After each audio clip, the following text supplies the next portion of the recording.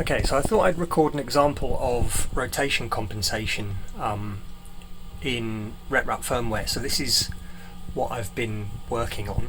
RRF firmware already has support for the compensation, which is G68, and I've just been writing the code to implement the sort of UI type stuff on top of it. So what I've got here is a 1, 2, 3 block in my vice. I've put a T-nut in there so the thing is visibly sort of skewed in the vice. It's not aligned with the axes at all.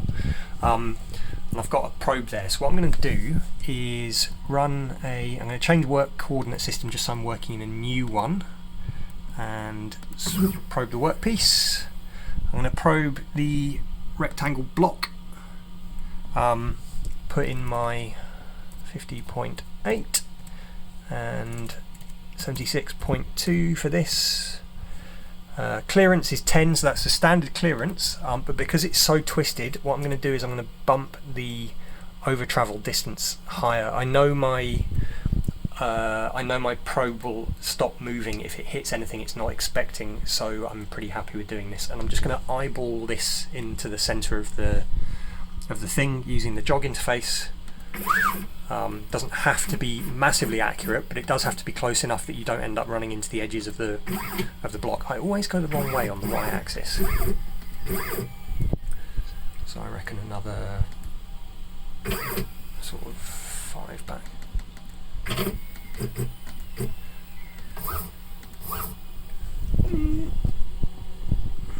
Back a bit. No, wrong way. Always the wrong way.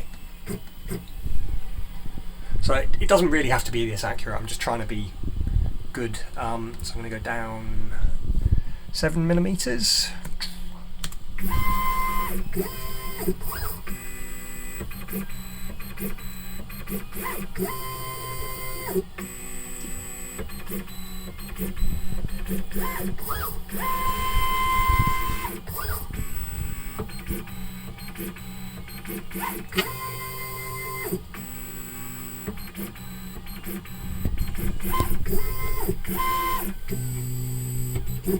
YouTube's going to hate me for rotating my phone, or you're going to hate me because it's going to be vertical.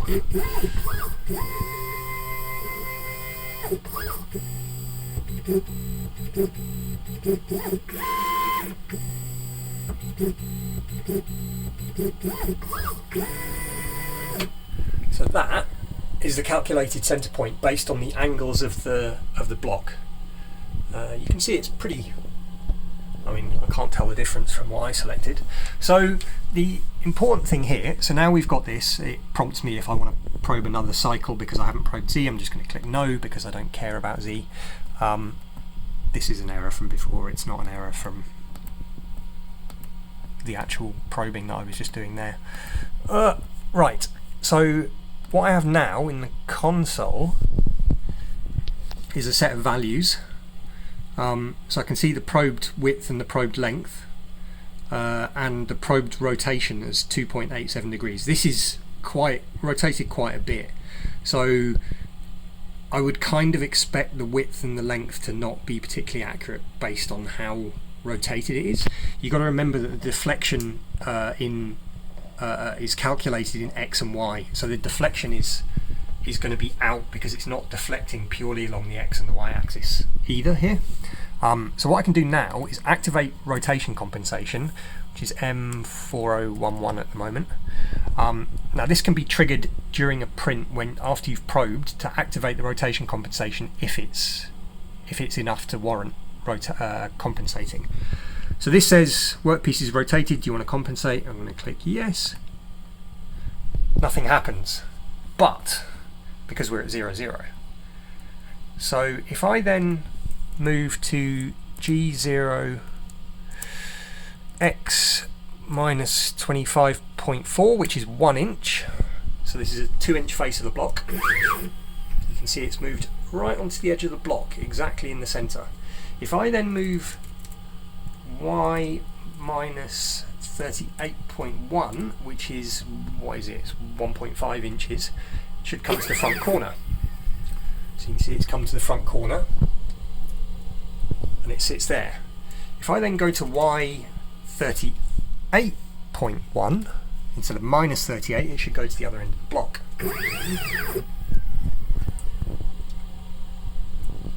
And then if I go to X 25.4, which is positive, it should go right to the other end of the block. So you can see it's compensated for 2.6 degrees of rotation quite effectively. And if I do Y minus 38, it goes to the front. So you can see it's basically skewing all the moves as it's running them, so that the machine moves to the right spot. You can see it a bit easier with this. You can see there's a little bit of X movement at the same time.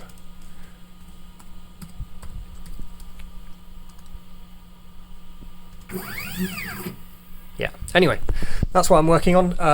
In reality, you're not going to have a workpiece that's skewed as much as this, so it'll be very difficult to see the compensation in practice.